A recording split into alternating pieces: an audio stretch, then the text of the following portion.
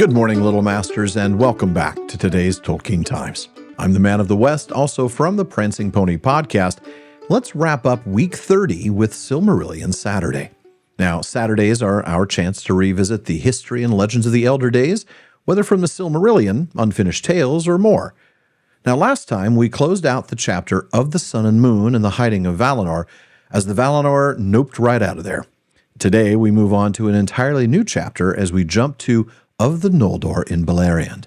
Today, we're going to learn about the founding of the fairest elven city Middle-earth ever saw, the Hidden City of Gondolin. It has been told how, by the guidance of Ulmo, Turgon of Nevrast discovered the hidden vale of Tumladen, and that, as was after known, lay east of the upper waters of Sirion, in a ring of mountains tall and sheer, and no living thing came there save the eagles of Thorondor. But there was a deep way under the mountains, delved in the darkness of the world by waters that flowed out to join the streams of Sirion, and this way Turgon found, and so came to the green plain amid the mountains, and saw the island hill that stood there of hard, smooth stone. For the vale had been a great lake in ancient days. Then Turgon knew that he had found the place of his desire, and he resolved to build there a fair city, a memorial of Tirion upon Tuna. But he returned to Nevrast, and remained there in peace, though he pondered ever in his thought how he should accomplish his design.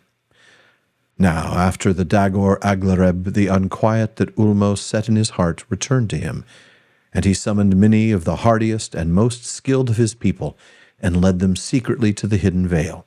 And there they began the building of the city that Turgon had devised.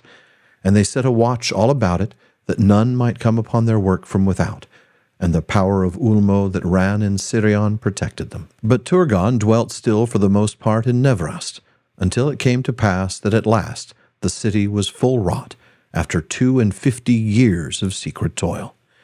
It is said that Turgon appointed its name to be Ondolinde, in the speech of the elves of Valinor, the rock of the music of water, for there were fountains upon the hill.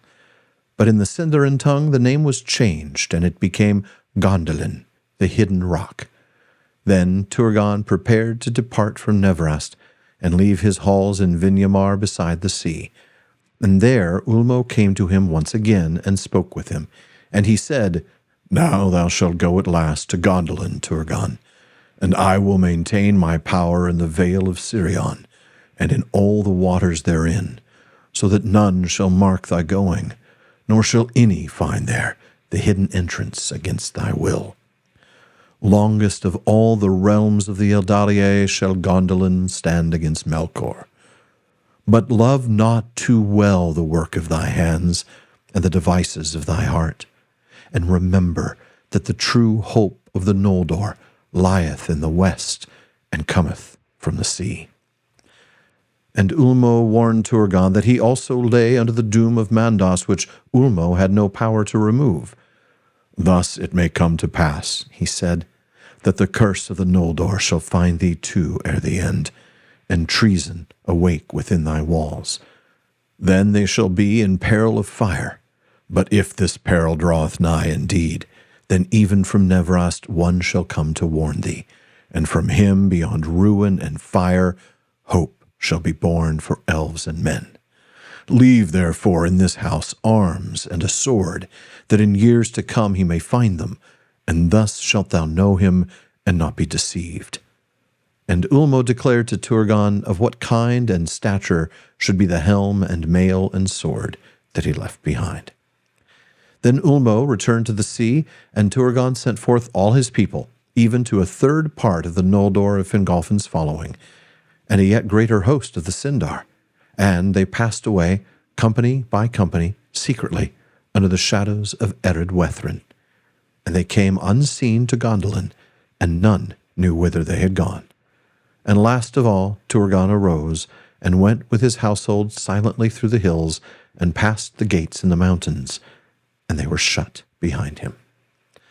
This is such a wonderful chapter, and it starts out so beautifully with the discovery of the hidden vale of Tumladen by Turgon, and the hill of stone upon which Gondolin would be built. Now, the mention of the Dagor Aglareb sets the timeline for us. That was the third battle in the Wars of Beleriand, and its name means glorious battle.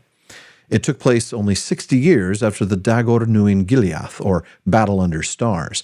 And Morgoth got his butt stomped here because his intelligence was poor. Most of the orcs were caught between the armies of Fingolfin and Maedhros, while the remainder retreated towards Angband, only to be caught and destroyed within sight of Thangorodrim. Now, some strays that had broken off into other regions of Beleriand were also destroyed. So the Noldor definitely won the day, but they knew they were under threat. And so this is when they began the Siege of Angband, a 400-year-long period of time broken only by the Dagor Bragollach.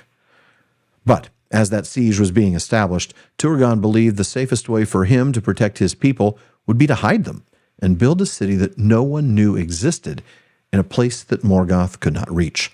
Now, it took over 50 years to build this city in secret. Those got to be some really tight NDAs, I imagine. And then, poof, Turgon and his people just disappear. But not before Ulmo has some words to say, including one of the most important pieces of wisdom in the entire Legendarium. Love not too well the work of thy hands and the devices of thy heart. Remember, Ulmo says, where your true hope lies. He also warns him, by the way, that treason may awake within thy walls. But that even if that happens, dear listeners, it will, Ulmo will send someone to warn you. And then, wow, we get the foreshadowing of Eärendil himself. This is absolutely glorious, and I can't wait to read more in this chapter. For now, though, folks, that does it for this week's Silmarillion Saturday. Thank you for joining me, and please come back next week as we unpack our stuff in Gondolin, and then have a nice sit-down with Galadriel and Melian. Please visit patreon.com/TolkienTimes to learn how you can support the show, get an ad-free feed, a monthly hangout with me, become part of our content council, and a whole lot more. And folks, if you're watching this on YouTube, you know the drill by now. Like, subscribe, turn on notifications. If you're on a podcast app, please be sure to follow or subscribe there, and follow @TolkienTimes on social media. Finally, as Faramir says, go with the goodwill of all good men.